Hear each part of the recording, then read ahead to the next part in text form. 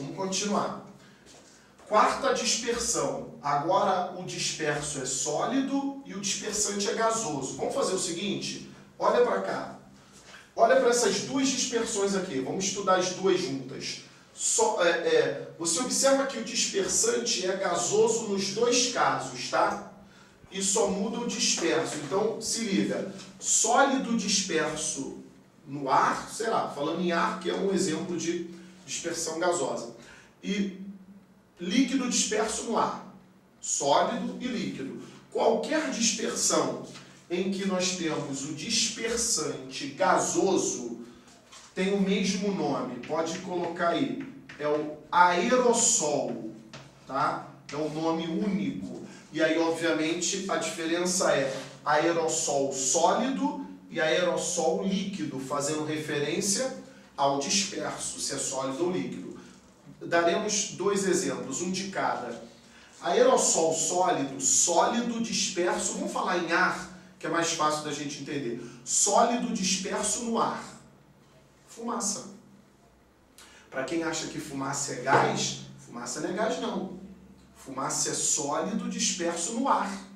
Então, por isso que fumaça é tão perigoso de se respirar, de se inalar. Porque você está levando um sólido para os pulmões. Tá bom? É bem perigoso. Fumaça é um colóide, é um aerossol sólido. E aerossol líquido é qualquer aerossol que o líquido esteja disperso no ar ou em um gás. Por exemplo, os que a gente chama por aí de aerosol, desodorante em aerosol. O que é aquilo? O desodorante é um líquido que está colocado ali sob pressão de um gás, tem um gás adicionado no líquido, formando então uma dispersão que é o aerossol. Quando você aperta aquele desodorante, sai quem? O gás carregando o líquido. Depois o gás vai embora e o líquido vai para onde tem que ir. Ou seja, o desodorante é aerossol, uma tinta spray, é sempre assim. Então, aerossol líquido é isso. Tem um outro exemplo muito bom, quer ver, de aerossol líquido, que se não os aerossóis de desodorantes e antitranspirantes. Quer ver um legal? A neblina. Quero que você pense nisso. O que é a neblina? A neblina são gotículas de água dispersas no ar. Pensa aí, líquido aprisionado no ar. Líquido gasoso, se for colóide, é um aerossol líquido. Por isso, só um comentário extra, que quando você está numa estrada dirigindo, e aí está ali escrito assim, sob neblina, utilize os faróis baixos. Por quê, pessoal? Porque se neblina é um colóide, tem efeito Tyndall. Se você botar a luz do carro na neblina, ela não vai atravessar, você não vai ver nada depois da neblina, porque você precisa ver a estrada, você não vai conseguir ver. Então não adianta botar farol alto num colóide, porque a luz não vai atravessar, ela vai se espalhar. Então você usa os faróis de neblina, são aqueles faróis localizados embaixo do carro, que você vai ali iluminando alguns metros à frente no chão ali, e vai devagar para conseguir andar um pouquinho, que já é muito perigoso sob neblina, tá certo? Vamos para os dois finais. Os dois finais, agora, observa, pode juntar os dois de novo aqui. Os dois finais, eles têm o que em comum?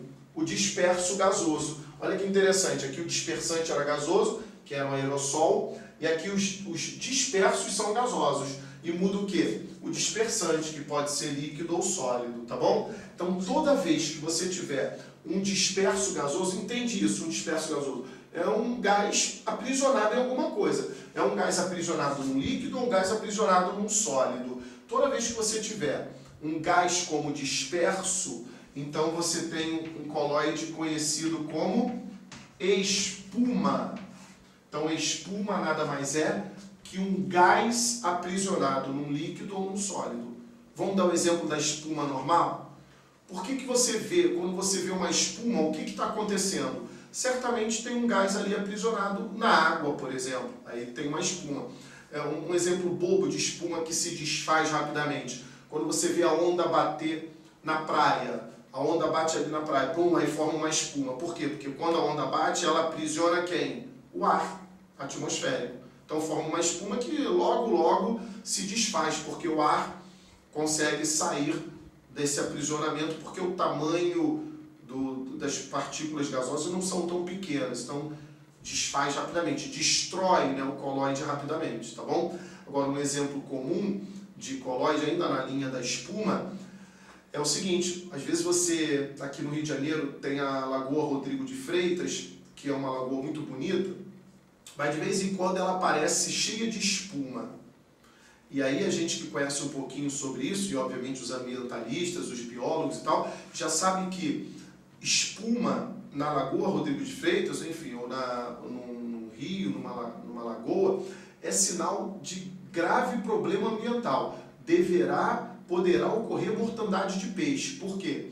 Porque a espuma indica que o gás oxigênio que deveria estar lá, aprisionado na água, para, obviamente, manter a sobrevivência da vida marinha ali, esse oxigênio está saindo.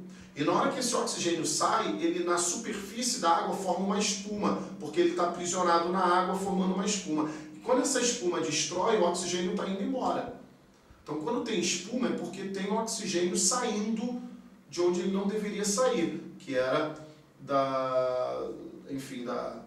do fundo ali da lagoa, porque ali a vida marinha, os peixes precisam desse oxigênio para sobreviver, tá bom? E para terminar, tem a espuma sólida. A espuma sólida é mais raro de ver, mas eu vou dar um exemplo e vocês vão entender. São certas pedras que vocês veem, elas cheias de buraquinho, pedra-sabão, tá? Elas cheias de buraquinho, por onde ali estavam os gases aprisionados num sólido. Então, obviamente, o sólido é o dispersante e o gás está aprisionado. É uma espuma sólida, tá certo?